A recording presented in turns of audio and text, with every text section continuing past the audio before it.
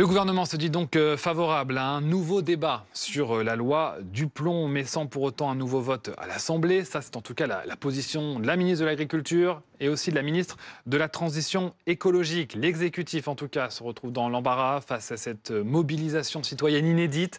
Le nombre de signataires de la pétition ne cesse de grimper. Alors, j'ai le chiffre exact, on est à 1 591 000. Je ne sais pas si c'est un chiffre exact, mais ça nous donne un ordre de grandeur. Plus d'1,5 million. En tout cas, 1 591 510. Il vient d'être mis à jour. Bonjour Arnaud Rousseau. Bonjour. Merci d'être notre invité sur BFM TV. D'abord, quel est votre sentiment quand vous voyez cet élan citoyen et ce record, c'est inédit, ce nombre de signataires pour une pétition officielle postée sur le site de l'Assemblée nationale?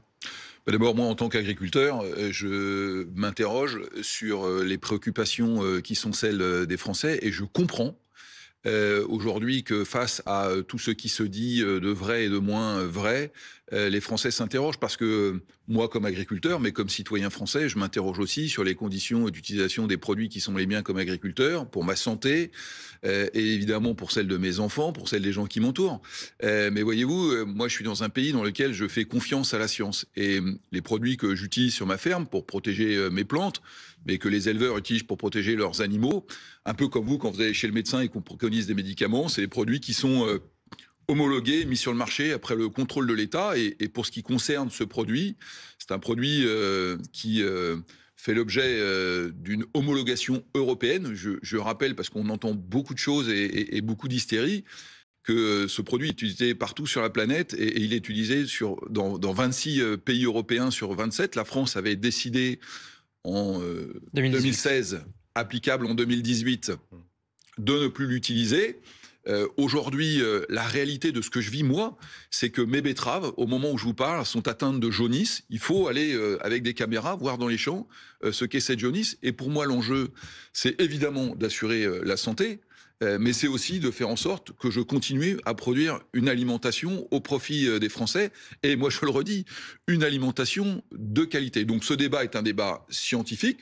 Moi, je suis là en limite de compétences, je ne suis pas toxicologue, mais ce que je dis, c'est que il est utilisé partout, et donc si il est reconnu comme étant utilisable, et c'est le cas en ce moment par l'autorité sanitaire européenne, alors il faut que les agriculteurs français puissent l'utiliser. Alors, il y a quand même beaucoup de questions qui se posent, et bien sûr, on va toutes vous les poser, et on va bien sûr vous éclairer sur ce débat, mais vous parliez des betteraves. Par exemple, il se trouve que lors de la dernière campagne, 2024-2025, la France est le premier exportateur de betteraves. Alors, d'abord, la France exporte du sucre, mais elle en importe aussi beaucoup. Vous savez, notamment des sucres de canne, qui sont les principaux sucres dans le monde. Donc, le sujet aujourd'hui, c'est la réalité de la production. La réalité, c'est qu'on a fermé 6 sucreries en France en 6 ans. Et moi, je ne voudrais pas qu'on oppose l'aspect, parce que j'entends depuis quelques jours, et notamment avec les propos de Sandrine Rousseau, l'aspect rentabilité-économie qui s'opposerait à l'aspect santé et responsabilité. Moi, comme agriculteur, si demain, l'autorité, encore une fois, sanitaire européenne me dit ce produit il est dangereux, on le retire, dont acte, et il sera retiré partout en Europe. Et d'ailleurs, je veillerai à ce qu'il ne puisse pas être importé, ce qui me paraît aussi une mesure de bon sens. Mais pour vous répondre, le secteur betteravier en France, il est en danger. Il est en danger parce que les sucreries ferment les unes après les autres, parce que nous n'avons pas de solution technique dans nos champs avec la jaunisse. Et encore une fois, j'invite à prendre des caméras et à venir, elle est en train d'exploser en ce moment, va conduire à moins de production en France et plus d'importation. Et sur le plan de la santé publique, parce que je veux y revenir, je ne voudrais pas qu'on ait l'impression qu'on soit déconnecté. La réalité de la santé publique, c'est qu'on n'aura plus de sucre français, qu'on aura des sucres qui viendront d'ailleurs et qui utiliseront ce produit. Est-ce que ce sera une avancée ? Je ne le crois pas. On comprend cet argument. On comprend aussi votre argument de dire s'il est interdit, il faut que les règles soient les mêmes pour tous, pour pas qu'il n'y ait de concurrence déloyale. Soit. Ce que disent aussi les opposants à cette loi du plomb, c'est que certes, il y a des produits importés qui sont, eux, traités avec ce fameux néocotinoïde. Pour autant, l'utiliser sur le sol français, ça reste un produit toxique pour les insectes. Ça tue les abeilles, par exemple. Et on sait leur importance dans l'écosystème et pour l'environnement. Ça, ce sont des arguments que vous entendez ? Alors, évidemment que j'entends ces arguments. D'abord, l'acétamipride, puisque c'est ce produit dont on parle, qui est un néonicotinoïde, n'a pas l'impact sur les abeilles qu'ont les autres néonicotinoïdes. Et c'est pas moi qui le dis, hein, c'est l'EFSA, et je vous invite à aller le vérifier. Moi, je veux pas rentrer... L'EFSA, c'est l'équivalent européen de l'ANSES. Hein. Absolument. L'ANSES, c'est l'Agence française de sécurité sanitaire des aliments. Donc, c'est elle qui contrôle l'utilisation des produits. Et elle a un pendant européen. Et pour tout ce qui concerne les produits phytosanitaires, c'est des homologations européennes et des autorisations de mise en marché nationales. Et donc, le sujet, c'est qu'aujourd'hui, ce produit, sur les abeilles, en tous les cas, a une innocuité bien plus faible que le reste. Mais moi, je ne veux pas rentrer dans l'aspect technique. Vous inviterez des toxicologues et vous inviterez des scientifiques. Moi, ce que je dis, c'est que continuer à produire et ne pas nous mettre dans des impasses est essentiel. Avec un pendant qui est, continuons à investir dans la recherche et l'innovation pour trouver des alternatives. Mais dire, finalement, derrière un principe qui consiste à dire on n'utilise pas, parce qu'il pourrait y avoir un doute, d'ailleurs la science, je crois, a comme rôle de douter, on se prive d'une solution que tout le monde utilise, et encore une fois, laissons les toxicologues parler et faire en sorte qu'on continue à le produire en France, en trouvant des solutions alternatives, me paraît essentiel. Mais le sujet de fond et la crainte, et bon bien l'utilisation... en ce moment, d'une forme d'hystérie autour de ce produit donne le cancer. Enfin, tout le monde y va de sa petite phrase et de sa petite étude. C'est de revenir aux fondamentaux. Et moi, je le redis, pour moi, à partir du moment où l'agence européenne a autorisé ce produit, il doit être utilisé, il peut être utilisé. Et j'entends qu'il y ait des questionnements. D'ailleurs, j'ai compris que l'ANSES remettait des études en route suite aux questionnements. Et je trouve ça très bien. Mais en attendant qu'une réponse nouvelle soit apportée, ne nous privons pas de ça. C'est ce que dit la loi du plomb. D'ailleurs, la loi du plomb... Et vous craignez, vous inquiétez des nouveaux débats qui pourraient arriver et qui pourraient potentiellement faire changer certains votes? Non, mais moi, je ne crains pas le débat. Vous savez, le débat, il n'a pas eu lieu en France, parce qu'au moment où la loi est arrivée à l'Assemblée nationale, il y a eu 3500 amendements déposés par un certain nombre de groupes qui ont conduit à l'impossibilité... De groupes de gauche? Oui, socialistes, écologistes, enfin, notamment écologistes et LFistes. Voilà, les socialistes avaient plutôt assez peu d'amendements, étaient plutôt constructifs sur le sujet. Mais on savait qu'on avait 5 jours pour étudier la loi et mécaniquement, on était incapable, avec cette obstruction d'amendements, de mener un débat. Ce qui a conduit à une motion de rejet déposée par le rapporteur lui-même, ce qui est quand même assez inédit, et qui a évidemment tronqué le débat. Et donc que le débat revienne et que les Français soient inquiets, moi je le comprends très très bien. Et moi je préférerais qu'on ait un débat qui éclaire à partir de la science et d'éléments, plutôt que l'espèce d'hystérie à coups d'arguments qui se développe. Mais je le redis, en tant qu'agriculteur, moi ce qui compte, c'est de continuer à produire une alimentation de qualité. Et là, permettez-moi de prendre une demi-seconde pour redire à tous ceux qui nous écoutent que l'alimentation française, en termes de standards de qualité, c'est ce qu'il y a de plus élevé dans le monde. Moi, je veux quand même le rappeler, parce que là, on a l'impression qu'en tant qu'agriculteur, on est là ça, c'est pour les Français lambda, mais vous parlez d'hystérie. Mais c'est vrai que les premières victimes aussi de ces pesticides, ce sont très souvent les agriculteurs.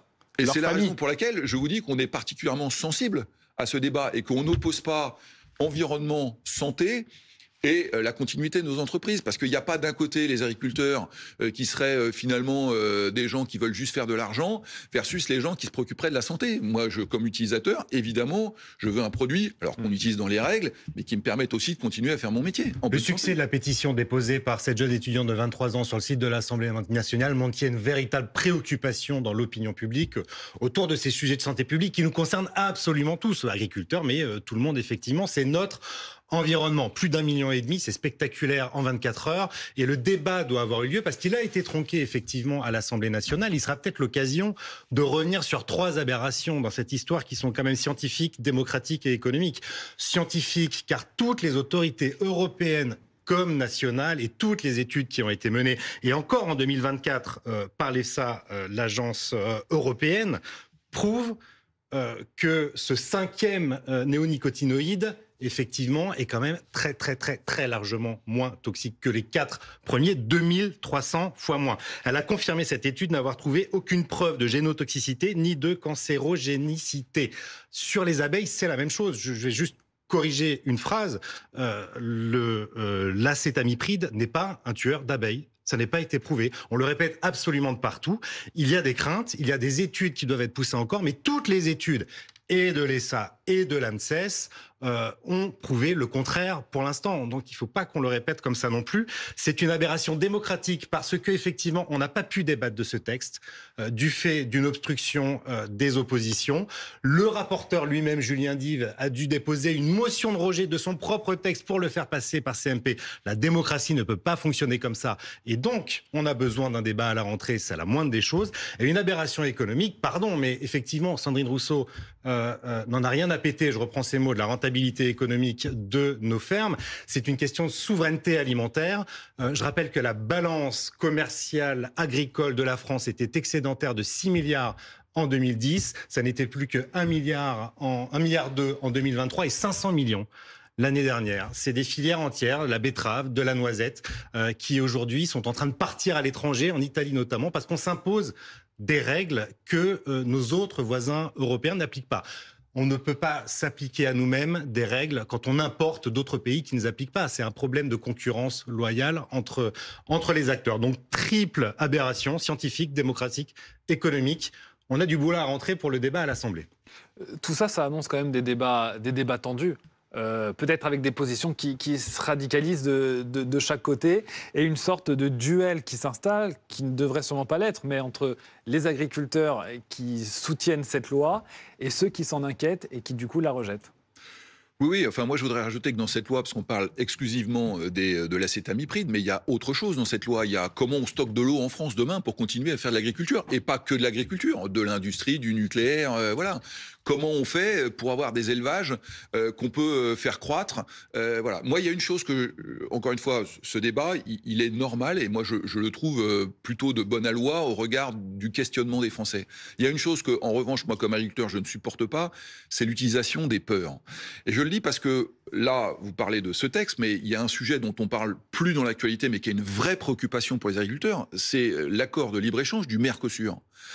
Parce que ce qu'on est en train de nous proposer à Bruxelles, c'est finalement des accords de libre-échange avec le reste de la planète qui vont nous permettre d'importer en Europe des produits qui ne respectent pas nos standards de production. Avec des contrôles à l'entrée aux frontières quand même. On a rapatrié du bœuf brésilien au mois de septembre ou octobre dernier qui n'était pas en compliance avec les règles européennes sanitaires. Raphaël Legendre, un rapport sénatorial dit que c'est 3% seulement de ce qui est importé en Europe qui fait l'objet de contrôle et que de l'ordre de 15 à 20% serait non conforme. Donc aujourd'hui, mais l'Europe elle-même le reconnaît, elle n'a pas cette capacité à contrôler. Et donc, moi je dis une seule chose, et je fais le lien avec ce questionnement des Français sur la loi du plomb. Si on veut continuer à avoir une des alimentations les plus sûres au monde, si on veut éviter d'utiliser les peurs autour de la question alimentaire, parce que des scandales sanitaires, il y en a très peu en Europe. Des gens qui décèdent aujourd'hui de problématiques sanitaires, c'est quasiment plus rien au regard de ce qu'il y avait il y a une cinquantaine d'années. Donc on a une alimentation de qualité. Ne faisons pas peur. En revanche, on a une agriculture qui est en grande difficulté. En grande difficulté. J'étais encore hier en Haute-Garonne voir des agriculteurs. Si on n'est pas capable d'assurer de la rentabilité. Moi, je suis désolé, je ne suis pas professeur d'économie à l'université, mais je suis très interrogé sur ce que dit Madame Rousseau sur rentabilité et revenus. Alors, est-ce que pour assurer la rentabilité, ça veut dire faciliter et promouvoir l'installation d'élevage intensif ?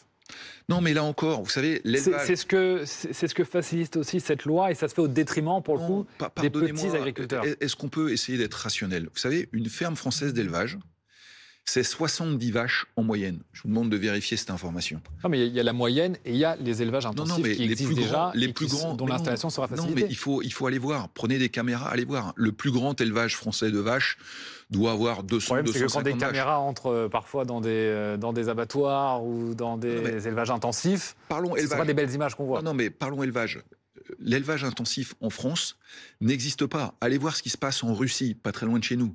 Allez voir ce qui se passe au Brésil, allez voir ce qui se passe aux États-Unis. On parle d'élevage de plusieurs milliers de vaches. Un feedlot sud-américain, ça peut être 5000 animaux. Donc ne laissons pas penser qu'on a un élevage intensif en France. Ça n'est pas vrai.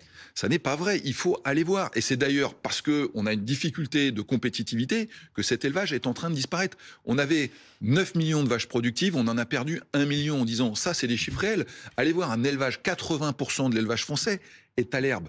Ne dites pas, s'il vous plaît, que l'élevage français est un élevage intensif, parce que c'est le dernier élevage mondial, qui est en Europe en tous les cas, qui est encore capable de produire selon ses modalités. Sinon, on aura ça. Mais il faut comparer. Il ne faut pas simplement regarder. Parce que si on regarde, on peut se faire peur. Si on compare, on se rassure. Je vous redis que l'élevage français est un élevage de petite taille au regard de ses compétiteurs mondiaux, et que c'est un élevage à 80% à l'herbe, détenu par des agriculteurs, des éleveurs, qui sont essentiellement des capitaux familiaux avec des fermes patrimoniales. Aujourd'hui, C'est petite ça, la taille, réalité de mais l'agriculture est-ce qu'il française. faut, et est-ce que c'est ce que facilite aussi cette loi, aller vers des élevages de plus grande taille?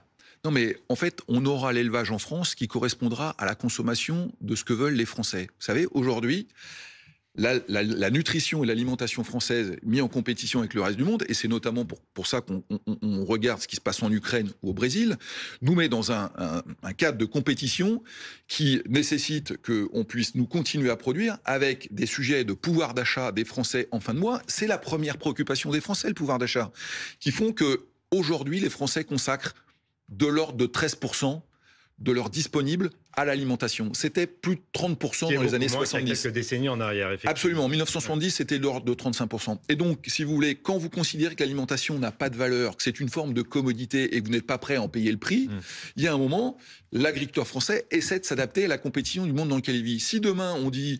On est conscient que l'alimentation française est une alimentation de qualité. Et je le redis, c'est une des alimentations les plus sûres au monde. Et il n'y a pas de, comme je le décris, d'espèce de course à l'industrialisation ou de ferme-usine, qui sont des termes qui ne correspondent pas à la réalité. Regardez ce qui se passe ailleurs. D'un mot, pardon, je voudrais revenir sur une chose qui a été dite par Raphaël en l'occurrence, une chose qui n'a pas été dite par nous. On a parlé de ce qu'a dit Sandrine Rousseau, vous l'avez cité Raphaël, qui n'en a rien à péter de la rentabilité des agriculteurs. Ce propos, il me paraît d'abord malheureux dans l'absolu, pour les agriculteurs tout court. Il me paraît d'autant plus malheureux quand on sait, et c'est ça qu'on n'a pas dit, que le taux de suicide dans la profession des agriculteurs est parmi les plus élevés de France. Je crois que les derniers chiffres dont on dispose, c'est plus de 1 par jour, ce qui est quand même considérable, et ça rend le propos de Sandrine Rousseau d'autant plus malheureux, à mon sens, qu'il frappe de plein fouet une réalité terrible pour les agriculteurs, et qu'il faut plutôt les soutenir, en tout cas dans les termes que l'on emploie, que de leur charger la barque comme elle le fait là. Je voudrais revenir aussi sur une chose qui a été dite par Raphaël, qui parlait d'une aberration démocratique. Je crois que vous avez raison, mais à moitié. Aberration démocratique parce qu'en effet, il n'y a pas eu de débat, et ça, il faut toujours le regretter et le déplorer. En revanche, il y a eu ce que l'on appelle une commission mixte paritaire. Le processus démocratique a été respecté. Absolument. Et ça, je crois qu'il ne faut pas le minimiser. Une commission mixte paritaire, c'est une réunion entre députés et sénateurs, 7 de chaque chambre, qui se réunissent autour d'une table à huis clos et qui sont appelés à trouver un accord. Il arrive très souvent qu'il n'y ait pas d'accord. En l'occurrence, il y en a eu un. Cette commission mixte paritaire sur la loi Duplon, elle a été ce qu'on appelle conclusive. À l'issue de quoi, il y a eu un vote à l'Assemblée nationale en bonne et due forme. Il n'y a pas eu de débat, mais il y a eu un vote. Et ce vote, il a été très large de la part des députés, qui allaient en gros des bancs de l'aile droite du camp Macron jusqu'à ceux du Rassemblement national, en passant par ceux des Républicains. Alors on peut considérer que tous ces gens-là, puisqu'ils sont a priori plus ou moins de droite, ce sont des gens dont le vote ne vaut rien, mais il n'empêche qu'ils sont députés de la nation et qu'il y a donc eu une commission mixte paritaire et un vote parlementaire qui ont été parfaitement respectés. Je termine d'un mot, pardon. Je voudrais alerter sur le risque auquel, à mon sens, on est confronté dans ce débat. C'est que si demain on se met à donner autant d'importance à ce qui a lieu dans une pétition qu'à ce qui est voté en chambre, je crois que la gauche et le nouveau Front populaire, qui est particulièrement à la manœuvre en la matière, ce petit jeu risque de se retourner contre eux. Parce que la démocratie directe, si on pose certaines questions aux Français, ou en tout cas si on soumet à pétition, par exemple, je pense que sur un sujet comme l'immigration, les Français, je peux vous dire qu'ils demanderont à être consultés, et je ne suis pas certain cette fois qu'on entend le nouveau Front populaire et Jean-Luc Mélenchon et ses amis être aussi vocaux qu'ils le sont sur le sujet de la loi Duplon. Il se trouve que c'est inédit, un tel Absolument. niveau de signataires dans une pétition, et donc que ça dit quelque chose. Aussi peut-être un décalage entre les représentants qui ont été élus alors qu'on a l'Assemblée nationale peut-être la plus représentative du pays. On parle beaucoup de la proportionnelle en ce moment. Vous savez, François Bayrou veut réinscrire la proportionnelle sans doute à la fin de l'année 2025, au début de l'année 2026, pour que l'on ait une assemblée plus représentative du pays. Or, l'Assemblée nationale, telle que les législatives anticipées de 2024 l'ont dessinée, elle est a priori la plus représentative de la diversité politique que l'on a connue jusqu'ici. Elle a ses défauts, et Raphaël le disait. Le processus qui s'est déroulé et l'absence de débat, c'est précisément le fruit de cette assemblée ingouvernable. En revanche, elle est à l'image du pays, et en la matière, sur cette loi Duplon, elle a voté. Ça fait exactement 20 minutes qu'on a commencé cette interview. Plus de 6000 signataires de sans plus doute des téléspectateurs de BFM TV. Sans doute. Aujourd'hui, qu'est-ce que vous dites à ceux qui vous regardent, qui vous écoutent, qui s'inquiètent, qui doutent, parce que c'est beaucoup de l'inquiétude qu'on voit. Bien sûr, il y a de la récupération politique, mais il y a aussi tous ces Français qui ne sont pas politisés et qui s'inquiètent simplement de voir des pesticides, des insecticides qui étaient interdits revenir dans leur assiette potentiellement. D'abord, je crois que c'est ce que vous décrivez n'a jamais cessé. C'est-à-dire que c'est pas parce que ça n'est pas produit en France que, par ailleurs, ça n'arrive pas dans les assiettes. Je voudrais le rappeler. Mais moi, je voudrais répondre à votre question. Mais certains faisaient le choix d'acheter du produit en France en se disant c'est un gage de qualité, je ne trouverai pas les mêmes pesticides qu'ailleurs. Mais ça le reste. Je veux redire, parce qu'encore une fois, il y a beaucoup de bruit politique, il y a beaucoup de fureur autour de cette question. Et moi, je redis que je comprends le questionnement des Français qui se disent « Mais après tout, est-ce qu'on est en train de m'empoisonner ?» Bon. Moi, je veux dire que comme agriculteur, d'abord, ma fierté, c'est de produire une alimentation de qualité à destination de mes compatriotes. C'est ma raison d'être. Voilà. Que deuxièmement, je suis agriculteur sur exploitation de mes parents, de mes arrière-grands-parents, de plusieurs générations avant moi, et que moi j'ai envie de transmettre. C'est-à-dire que j'ai envie que mes sols, j'ai envie que les produits qui sortent de mes sols, et j'ai envie que mon pays continue à se nourrir avec une alimentation de qualité. Et que quand on compare ce qui se fait en France avec le reste du monde, on a une alimentation parmi les plus sûres au monde. En revanche, j'ai besoin de dire, parce que ça, c'est aussi un acte de sincérité, que pour protéger mes animaux, que pour protéger mes plantes, j'ai besoin de produits de protection de mes plantes, comme je soignerais mes propres enfants. Et que ces produits, qui ne sont pas des produits banaux, enfin, c'est des produits dont je mesure qu'il n'y a pas forcément... il peut y avoir des problèmes à les utiliser, mais en tous les cas, j'en ai besoin pour soigner mes plantes et mes aliments. Je le fais sur un acte de confiance qui consiste à dire je m'assois sur une autorité sanitaire indépendante européenne et française qui me fournit ça. Et après, une fois que j'ai dit ça, moi je demande aux gens de venir voir dans les exploitations la manière dont on soigne nos animaux. On a un problème sanitaire en savoir. On a besoin de vacciner nos animaux. Puisque vous parlez justement des gens, des Français, de ce lien de confiance. C'est vrai qu'il y a un an, lorsqu'il y a eu cette crise des agriculteurs dans la rue, le soutien des Français était massif pour votre cause. Est-ce que vous ne craignez pas aujourd'hui que si c'était à refaire, vous auriez peut-être moins de soutien de Français ? Mais encore une fois, c'est à nous de faire la preuve qu'on est des gens sérieux. Vous savez, les Français, ils aiment, je crois, beaucoup leurs agriculteurs parce qu'ils reconnaissent en eux des gens courageux, des gens qui travaillent, des gens qui portent des valeurs, des gens qui animent le territoire, des gens qui produisent une alimentation de qualité. Mais ils s'interrogent sur leur agriculture. Eh bien, à nous de montrer que ce qu'on produit en France est fait dans un cadre de normes et de respect de l'environnement et du consommateur qui est parmi le plus élevé ce qu'il fait dans le monde. Et moi, je leur dis... Aidez-nous d'abord à améliorer, ça c'est le cadre de la recherche et l'innovation, comment demain on peut avoir des produits qui sont moins intrusifs, avec des niveaux d'innocuité plus avérés. Ensuite, comment on fait pour garantir le revenu des agriculteurs ? Pardon de le rappeler, ça n'est pas être mercantiliste, mais vous savez, on a l'impression qu'on voudrait opposer une agriculture industrielle à une agriculture qui serait le fait de gratter la terre avec les doigts. Mais vous savez ce qu'est la réalité du revenu des agriculteurs ? Moi, je vous invite à regarder les chiffres. C'est entre 20 et 50 000 euros maximum par an. On parlait du suicide, mais moi, nous ne nous cachons pas derrière notre petit doigt. C'est aussi parce que les difficultés sont chroniques. Et donc, face à ça, dans une compétition mondiale, est-ce qu'on est capable de donner quelques garanties sur les échanges ? Cette loi revient donc sur une interdiction. Pendant cette période d'interdiction, comment vous avez fait ? Comment ont fait les agriculteurs ? Est-ce qu'il n'y a pas des agriculteurs qui, obligés, se sont adaptés ? Et aujourd'hui, on leur dit, finalement, vous avez fait ces efforts, vous les avez fait pour rien, puisque vous n'aurez plus à les faire demain. Alors, c'est une très bonne question. D'abord, on s'est effectivement adapté et on continue à s'adapter. Mais il y a des réalités. La réalité, c'est qu'en 2020, on a eu une jaunisse terrible. Moi, sur ma ferme, c'est moins 50% de production betteravière. Alors, on peut dire, c'est pas très grave, à la limite, on va le combler. Mais les noisettes, il reste 350 producteurs qui sont dans des situations catastrophiques. Je rappelle que les noisettes sont consommées dans une fameuse patate tartinée que consomment tous les Français, qui sont importés à 88% en France, notamment de Turquie pour les 2 tiers d'entre elles, avec des produits chimiques qui ne sont pas là. Donc, ce que je veux dire, c'est que on s'est adapté, mais là, on est arrivé à un bout où on a besoin encore un peu de temps avant de trouver des solutions. Et si on a tué la production en France, on n'aura pas avancé. L'ANSES a mené des études sur les alternatives chimiques et non chimiques à l'essai-tamipride.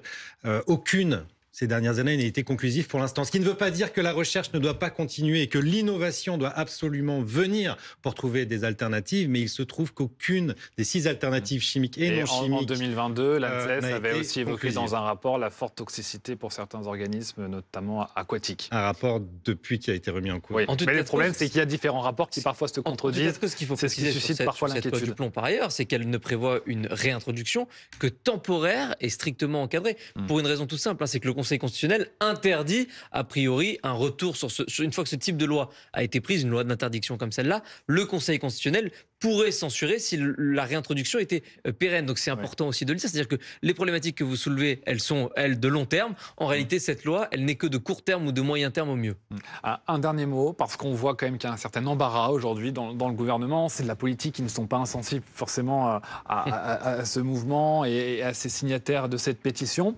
Est-ce que vous en voudriez beaucoup et que vous vous inquiétez que le président demande... Arthur nous disait hier qu'il ne le fera pas, mais enfin, tout ça peut évoluer et il en a la possibilité, demande un nouveau vote au Parlement. Non, mais pour nous, ça serait incompréhensible. Et puis moi, je l'ai dit et je le redis au président de la République, il va avoir une décision à prendre concernant la position de la France sur le Mercosur. Comment un agriculteur pourrait comprendre que demain, le président de la République demande un nouveau vote, et vous l'avez rappelé, merci, qui s'est passé dans un cadre parfaitement légal, demande un nouveau vote, alors même qu'on comprend que la France est en train de lâcher du lest sur le Mercosur. Enfin, moi, il y a un moment, il faut qu'on nous dise, à nous, agriculteurs, ce qu'on attend de nous. Si demain, on dit, finalement, on fait une alimentation haut de gamme pour quelques-uns et le reste, on l'importe à bas coût, autant nous le dire tout de suite. Et puis après, on met un plan social en place. Donc pour nous... C'est un peu les craintes qu'agitait la FNSEA au moment du CETA, l'accord franco de libre-échange avec le Canada, où finalement on se rend compte près de 10 ans plus tard qu'on est largement bénéficiaire de cet accord. Merci. Alors vous avez raison de le préciser, avec un point de vigilance malgré tout, c'est que les relations entre le Canada et les États-Unis viennent de se dégrader. Et que si vous regardez les chiffres récents, les Canadiens sont sérieusement en train de se poser la question, pour trouver des nouveaux débouchés pour leur élevage, de pouvoir bénéficier de la porte que leur a ouvert l'Europe. Et ça, c'est quelque chose à regarder évidemment de très près. C'est la raison pour laquelle on est extrêmement vigilant, mais je le redis, notre vocation, c'est de nourrir les Français avec des produits de qualité sans impacter leur santé. Merci beaucoup. Merci Arnaud Rousseau d'être venu sur le plateau de BFM TV. Merci également à tous les deux.